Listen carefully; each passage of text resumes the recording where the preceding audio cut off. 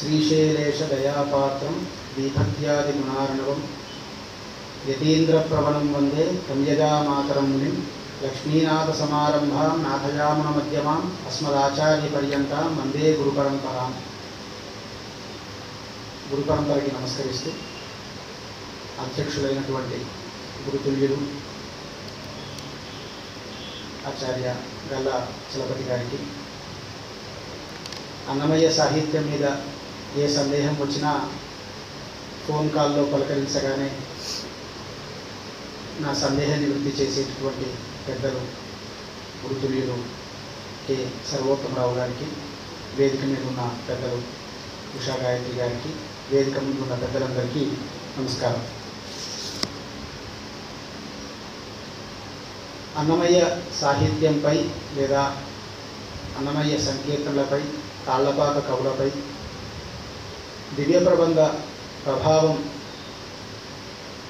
ఏ విధంగా ఉంది అనే అంశం మీద కొంతసేపు మీతో ముచ్చటించేటటువంటి అవకాశం కల్పించినటువంటి ప్రాజెక్ట్ వారికి నమస్కరిస్తూ, ఇప్పటికీ కూడా దివ్య ప్రబంధ ప్రభావాన్ని ఈ సంకీర్తనకి, ఈ పాశురానికి ఇది సంబంధం అని చెప్పే పద్ధతిలో పరిశోధన జరగలేదు. ఇంకా అన్నమయ్య సాహిత్యాన్ని, ఆళ్వారుల సాహిత్యాన్ని పక్కపక్కన పెట్టుకొని చూసి ఈ సంకీర్తన పైన ఈ పాశురం యొక్క ఛాయలు కనిపిస్తున్నాయి, ఈ పాశురం యొక్క ప్రభావం కనిపిస్తుంది అని ఒక 7-8 చోట్ల మాత్రమే మనం ప్రస్తావించుకుంటున్నాం. కానీ మిగతా చాలా సందర్భాల్లో ఒక స్థూలమైనటువంటి పద్ధతే మనం అనుసరిస్తూ ఉన్నాం. అదేమిటి అని అంటే,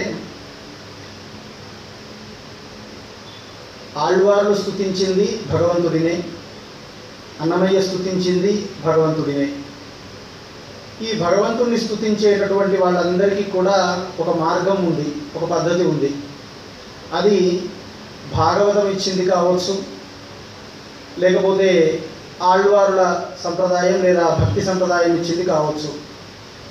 వీళ్ళు ఏం చేస్తారు అని అంటే, భగవద్గుణ కీర్తన చేస్తారు. ఈ గుణకీర్తన మాత్రమే చేస్తారా? చేసి ఊరుకోరు. అందులో వాళ్ళని వాళ్ళు తమని తాము నాయిక అనుకుంటారు, భగవంతుడిని నాయకుడు అనుకుంటారు. ఇంత మాత్రమే చేస్తారా? ఆ స్వామిని స్తుతించేటటువంటి నోటితో నేను మరెవరిని స్తుతించను అని అంటారు. అలా స్తుతిస్తూ నేనేం చేస్తాను అని అంటే, స్వామి ఎడల నేను ప్రపత్తిని పొందుతాను లేదా శరణాగతిని పొందుతాను అని అంటాడు. ఈ శరణాగతిని పొందటానికి నేనేం దేన్ని ఉదాహరణ తీసుకుంటాను అని అంటే, మళ్ళీ ఏ ఇతిహాసం దగ్గరికో, ఏ పురాణం దగ్గరికో, లేదా ఏ భాగవతం దగ్గరికో, ఏ భారతం దగ్గరికో వెళ్తాడు. ఉదాహరణకు చెప్పాలంటే, అன்று ఐవర్కు అరుళ్ శైత నెడియోనై అని నమ్మాళ్ళవారు ఓ సందర్భంలో అంటాడు. ఒక కాలంలో 5గురికి నీవు శరణాగతి ఇచ్చావు కదా, ఇప్పుడు నాకు ఇవ్వటానికి ఏంటి, నేను ఒక్కడే కదా అంటాడు. అంటే విషయం చూడటానికి అక్కడ కృష్ణుడి ప్రస్తావన, రాముడి ప్రస్తావన, నృసింహుడి ప్రస్తావన లేదా మరో అవతార ప్రస్తావన ఆళ్వారుల్లోనూ కనిపిస్తుంది, ఇక్కడ కూడా కనిపిస్తుంది. కాబట్టి వీళ్ళు స్తుతించేటటువంటి అంశాల్లో ఉన్న సామీప్యం వల్ల వీళ్ళ భావాలన్నీ కూడా ఒకలాంటివిగా ఉండి కనిపించేటటువంటి స్థితి వల్ల ఈయన పైన ఈ ప్రభావం ఉండే అవకాశం ఉంది అని స్థూలంగా మనం ఒక మాట చెప్పుకోవడానికి అవకాశం ఉంది. అది మాత్రమే కాదు, తమిళ సాహిత్యం భక్తి అన్న ఒకానొక మార్గానికి ఇచ్చినటువంటి ఉపాదానం చాలా విశిష్టమైంది. అదేమిటి అనంటే, పురాణ ఇతిహాసాలన్నీ కూడా మనకి అర్చారూపిణి గురించి విస్తృతంగా వర్ణించవు. అంటే కళ్ళ ముందు విగ్రహ రూపంలో కనిపిస్తున్నటువంటి స్వామిని వర్ణించటం, కళ్ళకు కనిపించిన దాన్ని వర్ణించటం అనేటటువంటి పద్ధతి మనకి పురాణ ఇతిహాసాలలో కనిపించదు. ఆళ్వార్లు తెచ్చినటువంటి ఒక మార్గం ఏమిటి అనంటే, కళ్ళ ముందు ఉండేటటువంటి స్వామిని మన కనులకు ఎట్లా కనిపిస్తున్నాడో అలాగే వర్ణించటం. ఉదాహరణకి తిరుచంద విరుతం అనేటటువంటి ఒకనొక ప్రబంధంలో నడంద కాల్గల్ నొందవో నడుంగిన్యాలమేనమాయి అని ఒక క్షేత్రంలో ఉండేటటువంటి సారంగపాణి అనుకుంటాను గుర్తున్నంతలో. ఆ స్వామి దగ్గరికి వెళ్ళి, ఏం స్వామి కూర్చొని ఉన్నాం, అరణ్యవాసంలో నడిచి నడిచి కాళ్ళు నొప్పి పెట్టాయా, కూర్చున్న తిరుకోవడంలో నువ్వు దర్శనమిస్తున్నావు అని అడుగుతాడు. అంటే కళ్ళ ముందు కనిపించేటటువంటి ఒక రూపాన్ని, అర్చారూపినే వర్ణించడం అనేటటువంటి ఒక స్థితిని ఆళ్వారులు మొత్తం భక్తి సాహిత్యానికి ఇచ్చినటువంటి గొప్ప ఉపాదానం. అందులో మనం సందేహించవలసిన పని లేదు. అన్నమయ్య కూడా అర్చారూపిని ఆధారంగా చేసుకొని పర రూపాన్ని మన కళ్ళ ముందు నిలిపేటటువంటి ప్రయత్నం చేశాడు. అందుకనే ఆయన కీర్తనల్లో కూడా నృసింహగాథ కనిపిస్తుంది, ఆయన కీర్తనల్లో కూడా కృష్ణుడు కనిపిస్తాడు, ఆయన కీర్తనల్లో కూడా రాముడు కనిపిస్తాడు, ఆయన కీర్తనల్లో కూడా కలియుగ వెంకటేశ్వరుడు కనిపిస్తాడు, ఆళ్వారుల్లోనూ కనిపిస్తాడు. అంటే ఇక్కడ చాలా స్పష్టంగా ఒక మాట మనం చెప్పుకోవాలి. అదేమిటి అంటే, సంప్రదాయం నిత్య విభూతి, లీలా విభూతి అని ఓ రెండు మాటలు చెప్తుంది. నిత్య విభూతి అంటే ఆ క్షీరాబ్దుని నాథుడి చుట్టూ ఉండేటటువంటి లీలా వైభవం అంతా కూడా అని అర్థం చేసుకోవచ్చు. నిత్య సూర్యుడు ఉండే ఆ విభూతి. లీలా విభూతి అంటే ఈ భూలోకంలో మనం ఉండేటటువంటి ఏ ఆళ్వారులు అన్నమయ్యతో సహా, ఆయన ఆళ్వారుడే, ఆయనతో సహా నిత్య విభూతిని వర్ణించినటువంటి సందర్భాలు చాలా తక్కువ. నేను ఈ అర్చారూపిగా ఉండేటటువంటి ఈ స్వామి నేల మీద ఒక గడ్డిపోసగానో, లేకపోతే ఒక మెట్టుగానో, లేకపోతే ఒక చెట్టుగానో, లేకపోతే ఒక జలపుష్పంగానో బతికితే చాలు అనే కోరుకున్నారు. అంటే స్తోత్ర వాంగ్మయం కానీ, లేకపోతే ఈ భక్తి వాంగ్మయం కానీ కళ్ళ ముందు లేని దాన్ని ఏదో మాట్లాడి మాయ చేసింది, లేకపోతే మసిపూసింది అనేటటువంటి అలౌకికమైనటువంటి మాటలు మాట్లాడే వాళ్ళందరూ కూడా గుర్తించవలసిన అంశం ఏమిటి అంటే, వాళ్ళు మాట్లాడింది వాళ్ళ కళ్ళ ముందుండేటటువంటి ఒకానొక విగ్రహ రూపాన్ని, స్వరూపాన్ని, వాళ్ళ మనసులో వాళ్ళు ఏమనుకున్నారో దాన్ని వ్యక్తం చేయడానికే ప్రయత్నించారు. అలాంటి స్థితి కనిపిస్తుంది. అదే అన్నమయ్యలో కూడా కనిపిస్తుంది.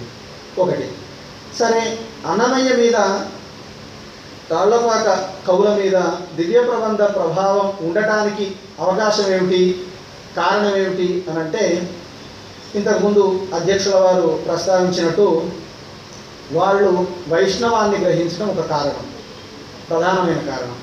వైష్ణవాన్ని గ్రహించినంత మాత్రాన దివ్య ప్రబంధ ప్రభావం పడుతుందా అంటే, అన్నమయ్య కాలానికి పెరియవాచ్యాన్ పిళ్ళై ఆళ్వారుల యొక్క సాహిత్యాన్ని వ్యాఖ్యానించడం అనేటటువంటి ఒక స్థితి జరుగుతూ ఉన్నది ఇంచుమించుగా. అంటే ఆళ్వారుల యొక్క తాత్వికమైనటువంటి అంశాలు ఏవైతే ఉన్నాయో అవన్నీ కూడా ఒక స్థితిలోకి వచ్చి వాటికి వ్యాఖ్య రచించబడటం అనేటటువంటి ఒక స్థితి జరుగుతున్నది. ఇది మొదటి కారణం. రెండు, వైష్ణవ అభిమానాన్ని స్వీకరించడం లేదా వైష్ణవులు కావటం అనేది. వీళ్ళు అనువాదం చేయాలనో లేకపోతే అనుకరించాలనో అనేటటువంటి సందర్భం ఎందుకు వచ్చింది తాళ్లపాక కవులకి అని మనం ప్రశ్న వేసుకుంటే మనకు దొరికేటటువంటి ఒక జవాబు ఏమిటి అని అంటే, ఆళ్వారుల తాత్విక స్థాయి ఏదైతే ఉందో ఆ ఆళ్వారుల తాత్విక స్థాయి మేము ఎప్పుడైతే అందుకోలేకపోతామనుకుంటారో అప్పుడు ఆళ్వారుల భావాన్నే అక్కడ యథాతథంగానో లేదా దానికి దగ్గరగానో చెప్పడానికి ప్రయత్నించడం లాంటిది కనిపిస్తూ ఉంది. ఇది ఒక కారణం. రెండవ కారణం ఏమిటి అనంటే, తాళ్లపాక చిన్నన్న లాంటి వాళ్ళు పరమయోగి విలాసం అనేటటువంటి ఆళ్వారుల కావ్యం రాస్తూ ఉన్న సందర్భంలో ఆ ఆళ్వారులకు సంబంధించినటువంటి ఘట్టాన్ని, ఆ ఆళ్వారులకు సంబంధించినటువంటి చరిత్రని చెబుతున్నటువంటి సందర్భంలో వాళ్ళు రాసినటువంటి పాటల్లో లేదా పాశురాల్లో ఈ పరమార్థం ఉంది అని చెప్పదలుచుకున్నప్పుడు అవే మాటల్ని తెలుగులోకి అందించేటటువంటి ఒక ప్రయత్నం చేశారు, ప్రక్రియతో సహా కొన్ని సందర్భాల్లో. ఇది రెండవ కారణం. మూడవ కారణం ఏమనిపిస్తుంది అని అంటే, అన్నమయ్యకి ఆళ్వారుల్లో నమ్మాళ్వారులకి సరే జన్మ నక్షత్రం ఒకటే, 16వ సంవత్సరంలోనే ఇద్దరూ కూడా కవిత్వాన్ని చెప్పడానికి ప్రయత్నించారు. ఇలా జీవిత విధానానికి సంబంధించినటువంటి ఒక సామీప్యత కనిపిస్తూ ఉంది. ఈ సామీప్యతలు మాత్రమే కాదు, అప్పటిదాకా నమ్మాళ్వార్లు ఏ రూపంలో ఉన్నారో ఆ చింత చెట్టులో అలాగే ఉన్నారు. ఆ తరువాత మాత్రమే పెరుమాళ్ళు కారిమారను గుర్తించి ఆ తరువాత పెరుమాళ్ళందరూ ఆయన కళ్ళ ముందుకు రావటం, ఆయన వారిని గురించి పాడటం ఇట్లాంటిది జరిగింది. ఇక్కడ అన్నమయ్య చేసినటువంటి గొప్ప పని ఏమిటి అని అంటే, ఇక్కడ ఒక చిన్న విషయం ప్రస్తావించాలి.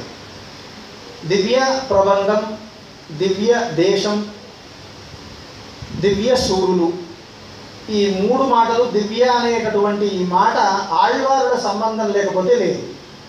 అంటే ఆళ్వారులు స్తుతించినటువంటి క్షేత్రమే దివ్యక్షేత్రము, ఆళ్వార్లు పాడినటువంటి పాటలే దివ్య ప్రబంధము, ఆళ్వార్లు పాడారు కాబట్టి దివ్య సూరులు అని. ఇదే పద్ధతి అన్నమయ్య చేశాడు. ఎలా అనంటే, శ్రీరంగం, కాంచి, మేలుకోట, తిరుపతి అనే 4 ప్రధానమైనటువంటి క్షేత్రాలని కేంద్రంగా చేసుకొని మిగతా 108 అంటారు, కానీ అంతా కలిపి 98, 99 దాకా దివ్యక్షేత్రాలని ఆళ్వారులు అందరూ కూడా, దాంట్లో ప్రధానంగా 2 నమ్మాళ్వార్లు, పరకాల యోగి వర్ణించారు. అట్లా తిరుపతి అనేటటువంటి ఒక ప్రాంతాన్ని క్షేత్రంగా చేసుకొని, తిరుపతి ఆధీనంలో అని ఇవాళటి అర్థంలో మనం మాట్లాడవచ్చు. అంటే తిరుపతి టీటీడీనే చుట్టుపక్కల ఉండేటటువంటి దేవాలయాలన్నింటినీ నిర్వహిస్తుంది కాబట్టి అని. కానీ అన్నమయ్య కాలానికి మనం చూసుకున్నప్పుడు, అన్నమయ్య తిరుపతి కేంద్రంగా ఈ కొండకి ఆ నీడ ఎంత దూరం ప్రసరిస్తుందో ఆ చుట్టుపక్కల ఉండేటటువంటి క్షేత్రాలన్నీ కూడా దివ్య తిరుపతులుగా మారుస్తూ కొన్ని సంకీర్తనలు చెప్పాడు. అంటే ఆళ్వారుల యొక్క సాహిత్యంలోనూ అన్నమయ్య సాహిత్యంలోనూ కనిపించే ఒక పోలిక ఏమిటి అని అంటే, అర్చారూపిగా వేంచేసి ఉన్నటువంటి ఒక దేవాలయాన్ని దివ్యక్షేత్రంగా తన కీర్తన ద్వారా మార్చడం అనేది ఆళ్వార్లు చేశారు. అదే సందర్భంలో ఇక్కడ అన్నమయ్య చేశాడు. ఇది ప్రధానమైన అంశం. అవతార వైభవాన్ని గురించి చెప్పేటటువంటి సందర్భంలో కావచ్చు, అట్లాగే శరణాగతిని గురించి చెప్పేటటువంటి సందర్భాల్లో కావచ్చు, ఈ ఆళ్వారుల అన్నమయ్య భావాలు ఒకలాగా కనిపిస్తాయి. ఉదాహరణకి ముదల్ తిరువందాది అనే ప్రబంధంలో పొయ్గయాళ్వారులు ఒక పాసురంలో అంటారు, వెంకటేశ్వర స్వామి వర్ణనే, ఎళ్వార్ విడగొళ్వార్ ఈందుడాయానై అనే ఆ పాసురంలో,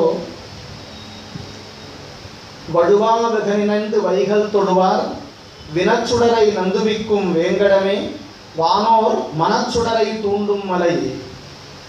సరే, పాసురం అంతా చాలా విశేషాలు ఉన్నాయి, కానీ చివరి పాదంలో చెప్పిన మాట చాలా గొప్పదైనటువంటి మాట.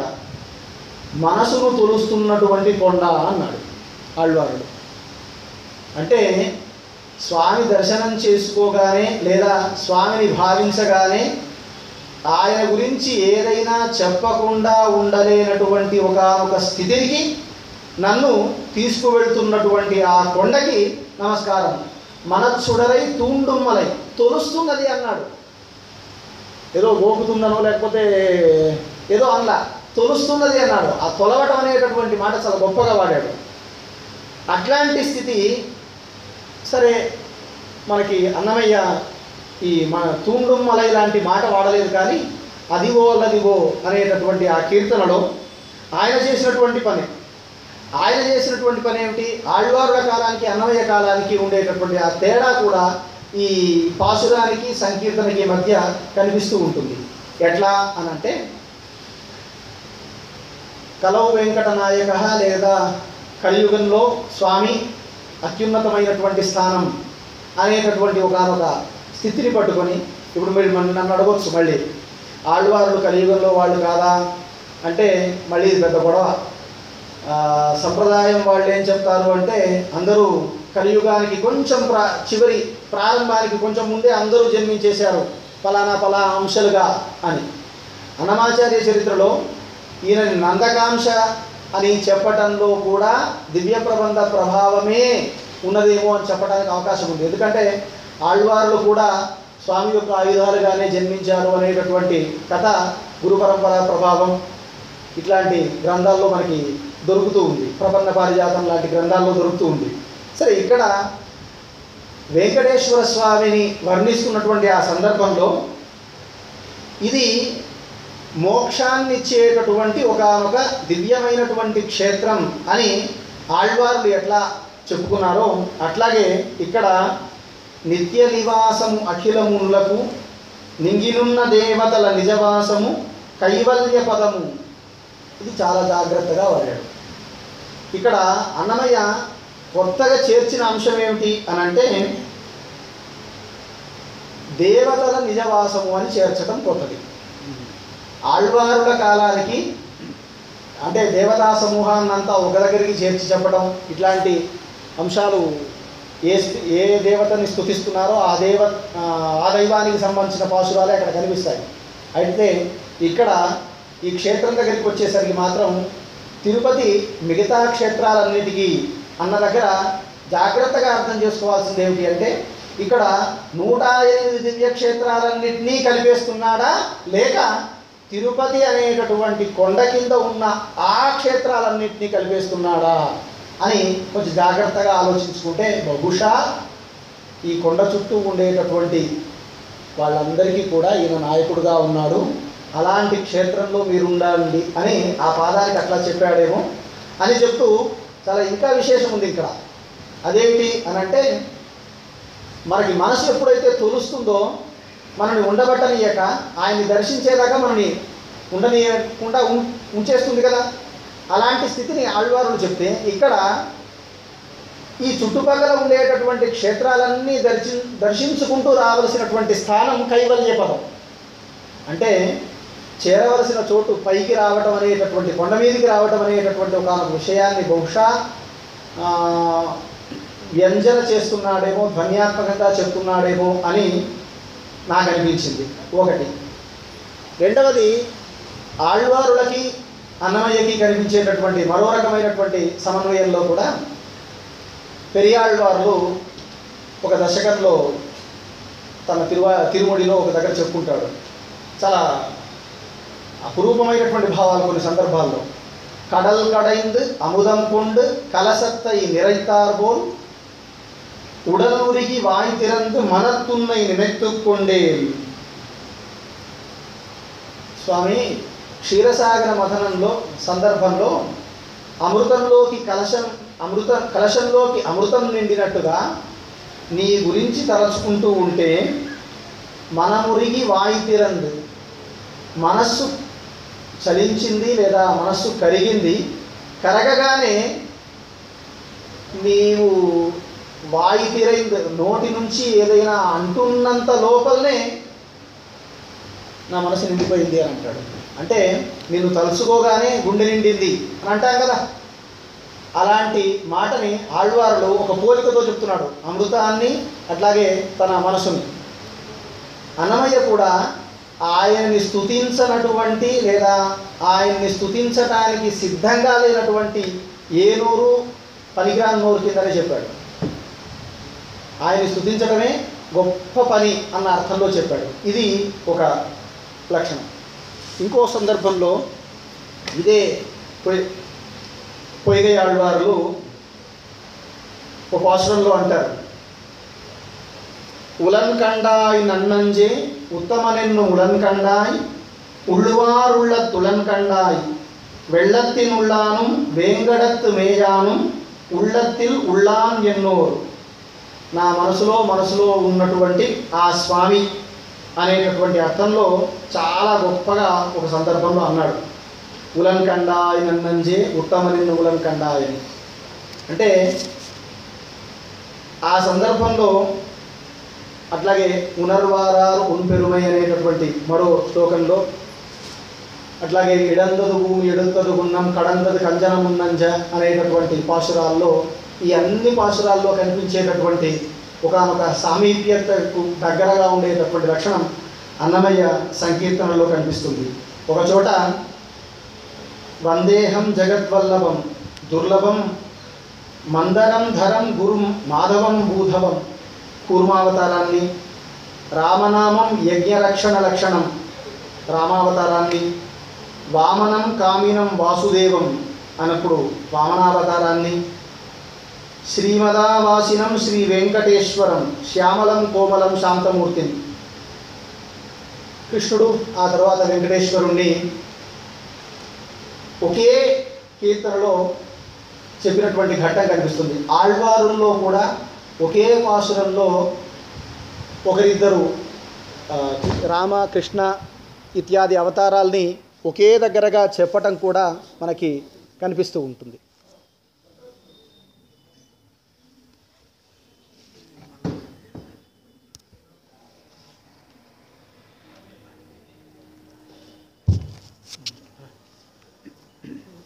కాబట్టి ఆళ్వారుల భావాన్ని చెప్పేటటువంటి సందర్భాల్లో అన్నమయ్య ద్రావిడాగమ సార్వభౌముడు కాబట్టి ఆ పాశురాల యొక్క అంతరార్థాన్నో లేకపోతే ఆ పాశురాల యొక్క తత్వాన్నో తన పెద్దల ద్వారా తాను తెలుసుకున్నటువంటి విషయాల్ని సంకీర్తనల రూపంలో ప్రస్తావించడం మొదలుపెట్టాడు. ఇంకో విషయం ఏం కనిపిస్తుంది ఆళ్వారుల్లో అట్లాగే అన్నమయ్యలో ఏమిటి అని అంటే, ఇద్దరూ కూడా రాజ నరాంకితం చేయటానికి లేదా నరుడిని గురించి స్తుతించడానికి పెద్దగా ఇష్టపడకపోవడం అనేది కనిపిస్తుంది. అంటే భక్తులందరిలో కూడా ఈ లక్షణం కనిపిస్తుంది కదా. ప్రత్యేకంగా దీని ప్రభావం అనడం ఎలా? భక్తుడు ఉన్నాడు అనుకోండి, నేను ఆయన్ని తప్ప ఇంకెవరికి దండం సమర్పించను అని నిర్ణయించుకుంటాడు. ఏ భక్తుడైనా అంతే కదా. దానికి దివ్య ప్రభావం అనే మాట ఎలా అని అంటే, ప్రేరణ ఇచ్చింది భక్తులకి. ఆ రకమైనటువంటి ప్రేరణ నమ్మాళ్వారుల సాహిత్యము లేకపోతే మరొకరి సాహిత్యము ఇచ్చింది అనడానికి అవకాశం ఉంది ఒకటి. రెండవది, భాగవతంలో కూడా గోపికా గీతాల రూపంలో మనకి స్వామిని నాయకుడిగా మిగతా అందరినీ కూడా నాయికగా భావించేటటువంటి ఒకనొక సంప్రదాయం ఉంటే అది మధుర భక్తి అనేటటువంటి ఒకనొక స్థితికి రావటానికి అన్నమయ్య కీర్తనలు ఆళ్వారుల సాహిత్యం చాలా ఉపయోగపడ్డాయి. ఎట్లా చెప్తారు సార్ దీన్ని మీరు? దీనికి మనం ఏ రకమైనటువంటి ఉదాహరణ చెప్పాలి దీనికి అని అంటే, మనకి భక్తి కూడా రసమే అనేటటువంటి ఒక సిద్ధాంతం 16వ శతాబ్దానికి కానీ ప్రచారంలోకి రాలేదు. అంతకుముందు లేదా అని అంటే భక్తి ఉంది అని లేదు అని ఇట్లా చర్చలు జరిగాయి. 16వ శతాబ్దానికి సంబంధించిన జగన్నాథుడే భక్తి రసమే అవుతుందేమో అన్నంత దూరం చర్చించి కాదు అని వదిలేశాడు. ఇదంతా కూడా జరిగింది. కానీ రూప గోస్వామి, మధుసూదన సరస్వతి ఇద్దరు వచ్చిన తర్వాత కృష్ణ ప్రేమ అనేది స్థాయి భావం అని ప్రతిపాదన చేస్తూ మధుర భక్తి కేంద్రంగా మాత్రమే భక్తి అన్న ఒక రస సిద్ధాంతాన్ని ప్రతిపాదించడానికి కారణమైంది. దానికి భారతదేశంలో ఉండేటటువంటి సంకీర్తనాచార్యులు, ఆళ్వారులు, భాగవతము అంతా కారణమే అని అనిపిస్తుంది. నిజానికి ఒక్క సంస్కృతంలో మాత్రమే, భాగవతంలో మాత్రమే ఈ విషయం ఉండి ఉంటే బహుశా వాళ్ళు మిగతా సాహిత్యాన్ని ఎంత పరిశీలించాలో మనం చెప్పడం కష్టం. కానీ భాగవతం వాళ్ళకి పునాదిగా ఉపయోగపడింది ఆ సిద్ధాంతాన్ని చెప్పడానికి. శ్రీకృష్ణ కర్ణామృతం లాంటివి ఉపబలకంగా ఉండాయి. కానీ అటు దక్షిణాది నుంచి పూర్తిగా, చాలా పెద్ద మాట అంటున్నాను అనుకోమాకండి, దక్షిణాది నుంచి అన్నమయ్య, పురంధరదాసు, ఆళ్వారులు ఇలాంటి వాళ్ళందరి సాహిత్యం వల్ల మాత్రమే భక్తి. ఎందుకు సార్ ఉత్తరాది సంప్రదాయాన్ని ప్రకారం మీరు భక్తి అనేటటువంటి సిద్ధాంతాన్ని వాళ్ళు ప్రతిపాదించలేదు అని అన్నారంటే, ఉత్తరాదిలో ఉండేటటువంటి కబీర్ కానీ, తులసీదాస్ కానీ, వీళ్ళందరూ లేదా మీరా కానీ వీళ్ళందరూ కూడా కొంత సోషల్ రిఫార్మ్ కూడా ఉన్నవాడు. అన్నమయ్యకు లేదని నేను అనట్లా. కానీ భక్తి అనేటటువంటి ఒక సిద్ధాంతాన్ని ప్రతిపాదించాలి అనేటటువంటి స్థితి వచ్చినప్పుడు వాళ్ళకి రాముడు అట్లాగే కృష్ణుడు మాత్రమే కారణమయ్యాడు. కానీ కళ్ళ ముందు కనిపిస్తున్నటువంటి ఏ అర్చారూపము కూడా కారణం కాలేదు. కాబట్టి కళ్ళ ముందు కనిపించేటటువంటి ఈ అర్చారూపం బహుశా భక్తి సిద్ధాంతాన్ని చెప్పడానికి వాళ్ళకి ప్రేరణ ఇచ్చిందేమో. అలా ప్రేరణ ఇవ్వటానికి ఆళ్వార్లు అట్లాగే అన్నమయ్య సాహిత్యం కూడా ఒక ఉపయోగపడిందేమో అనేటటువంటి ఒక అంశం చెప్పుకోవచ్చు. అట్లాగే ఆళ్వారులకు సంబంధించినటువంటి విశేషాల్లో చాలా గమ్మత్తైనటువంటి కవిత్వం అండి. ఒక సందర్భంలో చాలా లౌకికమైనటువంటి విషయాన్ని ఎలా ఉంటుంది అంటే, ఒక నదీ తీరంలో లేకపోతే సముద్రపు ఒడ్డునోనో లేకపోతే కొట్టుకుపోతున్నటువంటి ఓ చెట్టులాగా నేనున్నాను, నన్ను కాపాడవా అని చాలా చిన్న కోరిక అడుగుతున్నట్టు, లేదా ఓ చీమలాగా నేనున్నాను, నన్ను కాపాడవా అన్నట్టు చాలా చిన్న చిన్న విషయాలు అడిగినట్టుగా ఉంటాయి. ఒక్కొక్కసారి ఎట్లా ఉంటుంది అని అంటే, తనను తాను నాయికగా భావించుకొని నమ్మాళ్వార్ల విశేషం ఏమిటి అని అంటే, ఇక్కడ అన్నమయ్యకి నమ్మాళ్వార్లకి చాలా సందర్భాల్లో పోలిక ఉంది. కానీ ఒక సందర్భంలో నమ్మాళ్వార్ల నాయిక 3 స్థితుల్లో కనిపిస్తుంది. స్నేహితురాలు, సఖి, మాతృ. 3 స్థితుల్లో నమ్మాళ్వార్ల నాయిక కనిపిస్తే అన్నమయ్య నాయిక ఒక నాయికగా మాత్రమే కనిపిస్తుంది.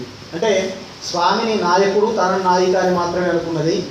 మిగతా సందర్భాల్లో ఎక్కడ కూడా అలాంటి స్థితి కనిపించదు. ఆ తరువాత ప్రత్యక్షంగా ఇంకెక్కడైనా అన్నమయ్య సాహిత్యం పైన దివ్య ప్రబంధ ఛాయలు కనిపిస్తాయా అని అంటే, ఆండాళ్ తిరుప్పావైలో ఓంగి ఉలగళంద ఉత్తమన్ పేర్పాడి నాంగళ్ నంబావైకు చాత్య నీరాడినాలు ఆ పాసురంలోను, అట్లాగే అన్ని ఉలగమళందాయడి నోతి చెన్నెంగు తెల్లిలంగై శట్రాయితరలు పోతి, ఈ 2 పాసురాల యొక్క ఛాయలు ఆయన బ్రహ్మ కడిగిన పాదం అనేటటువంటి ఆ కీర్తనలో కనిపిస్తాయి. ఏముంది, ఎవరు చెప్పినా 3 పాదాలతో 2 పాదాలతో ముల్లోకాల్ని కొలిచినవాడా, ఏ భక్తుడికైనా ఇది స్ఫురణలోకి వస్తుంది కదా భాగవతం చదువుకున్న వారికి. అయితే విశేషం ఏమిటి అని అంటే, ఓంగి ఉలగ్ అళంద అనేటటువంటి ఉన్న ఆ పాదాన్ని ఉన్నట్టుగా చలగి వసుధ కొలిచిన పాదము అని ఉన్నట్టుగా అది చదివి ఇది చేశాడేమో అనిపించేంత దగ్గరగా ఆ పాదాన్ని అట్లా చెప్పాడు. బలితలి తలమోపిన పాదము, ఇలాంటి స్థితి ఒకటి కనిపిస్తుంది. ఇంకో సందర్భంలో పరకాలుడు తిరుమంగయాళ్వారులుగా చెప్పబడేటటువంటి ఆయన మొదటి పెరియ తిరుమడిలో మొదటి 10 పాసురాలు నారాయణ ఎన్నున్నాను, నాకు నారాయణ అనేటటువంటి అష్టాక్షరి మంత్రాన్ని ఇచ్చావు అని చెప్పుకునే సందర్భం చెప్పుకుంటాడు. వాడినేన్ వాడి వరుందినేన్ మనత్తాల్ ఇడంబయరిడన్ తుందిల్ తరిత్. వాడి జీవితమంతా కూడా నిరంతరం తపించాను ఆ అష్టాక్షరి మంత్రం కోసం అని. నేను కూడా అలాగే గురువు నుంచి ఆ ఫలానా మంత్రాన్ని పొందడానికి తపించాను అనేటటువంటి స్థితి ఈయనలో కూడా కనిపిస్తుంది. అట్లా ఒక సందర్భంలో కులందరం సెల్వంతందిడు అడియార్ పడుతుయరాయిన వెళ్ళాం అనేటటువంటి ఒక పాసురంలో అష్టాక్షరి మంత్రం ఏమిస్తుంది అని అంటే, కులాన్ని ఇస్తుంది, డబ్బునిస్తుంది, దాసత్వాన్ని ఇస్తుంది అని చెప్పినటువంటి స్థితి లాంటిదే హరినామం ఏమిస్తుంది అంటే, ఆకటి వేళల అలపైన వేళలను వేగు హరినామమే దిక్కు మరి లేదు. ఇక్కడ ఆళ్వార్లు చెప్పినటువంటి సందర్భంలోనేమో సెల్వం తందిడు సిరి సంపదల్ని ఇస్తుంది అని అంటే నీ ఆకలి తీరుస్తుంది అన్నాడు. ఇవాళ దేశంలో చాలామంది ఫలానా దానిలోకి మారిపోండి అని చెప్పడానికి ఫస్ట్ చెప్తున్నటువంటి మాట మీ ఆకలి తీరుస్తుంది అని. అంటే ఆధునికమైనటువంటి దృష్టితో 15వ శతాబ్దంలోనే మాట్లాడాడు. అంటే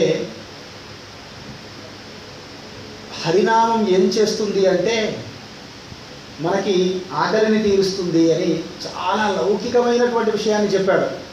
అంటే ఇంతకుముందు నేను మీతో ప్రస్తావించినట్టుగా లీలా విభూతి ఈ లోకంలో నీకేమిస్తుంది అది చెప్పు ముందు, తర్వాత పరమాత్మ, తర్వాత మిగతా సంగతి.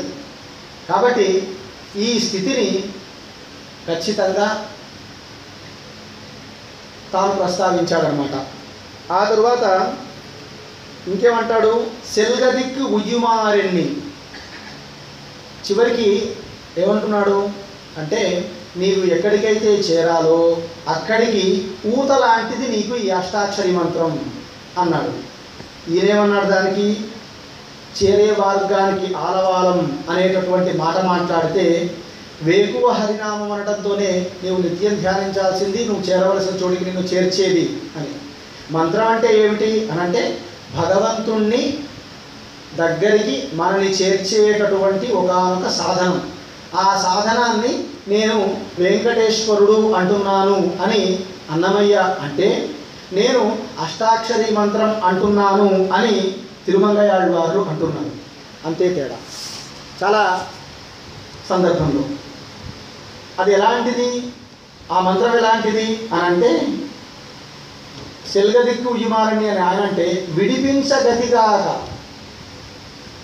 ఈయన తీసుకువెళ్ళే మార్గం అనట్లేదు, ఈయన విడిపించడానికి అవకాశం లేదు. విడిపించగతిగాక అంటే నిన్ను వదిలిపెట్టకుండా ఉండేది అన్న అర్థంలో వాడుతున్నాడు. అంటే నిన్ను చేరవలసిన చోటికి చేర్చేంత వరకు నిన్ను వదిలిపెట్టకుండా ఉండేది అనేటటువంటి అర్థంలో అన్నమయ్య వాడాడు. అదేలాగా మరో సందర్భంలో ఆళ్వారులందరూ కూడా దాంట్లో తిరుమంగయాళ్వార్లు చాలా సందర్భాల్లో తాను యువతీ సౌఖ్యం వల్ల జీవితాన్ని నాశనం చేసుకున్నానని, మనకి విప్రనారాయణుల కథ అంతా కూడా అలాంటి వ్యామోహానికి నేను లోనయ్యానని, విషయవాంఛలకు లోనయ్యానని బాధపడేటటువంటి పాశురాలు కనిపిస్తాయి. అన్నమయ్యలో కూడా అలాంటి దగ్గరగా ఉండే ఒక భావం కనిపిస్తుంది. కూడి ఇళయవరి తమ్ముడు అవరి తరం కళవియేకరుది అని యువతీ సౌఖ్యాన్ని తిరుమంగయాళ్వార్లు ప్రస్తావించుకుంటే, అన్నమయ్య ఏమంటున్నాడంటే, వెదకి కామునికి విషయములకునే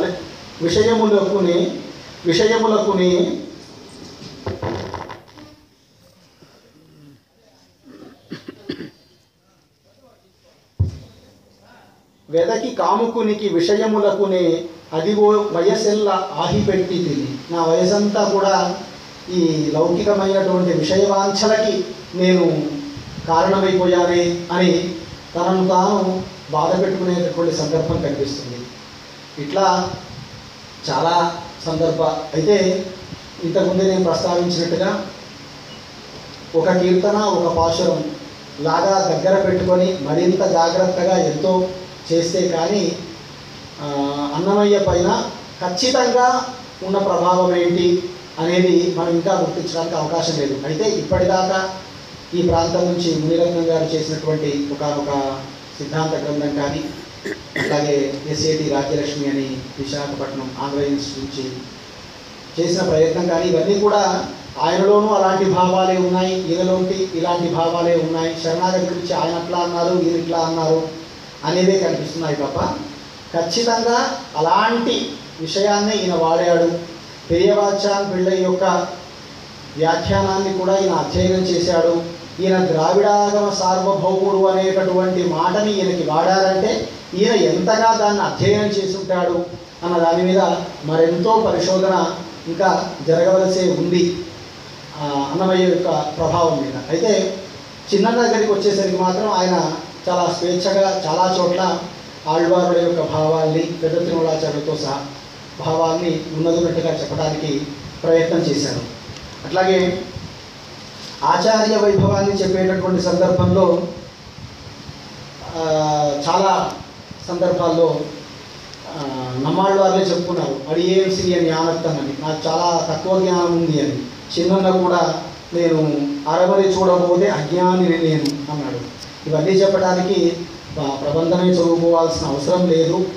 కానీ కొన్ని సందర్భాల్లో ఆళ్వారులు లేదా ఆచార్యులు చెప్పినటువంటి భావానికి దగ్గరగా వీళ్ళు తమ అభిప్రాయాల్ని చెప్పారు అనడానికి మాత్రం మరికొన్ని ఉదాహరణల్ని ఇంకా ఎంతో వెతకవలసే ఉంది అని మనవి చేస్తూ అలా వెతికేటటువంటి మార్గంలో కొంత ప్రయత్నం చేసేటటువంటి అవకాశం కల్పించినటువంటి ఈ ప్రాజెక్టు వారికి దాసోహాలు అర్పిస్తూ సెలవు తీసుకుంటున్నాను. నమస్కారం.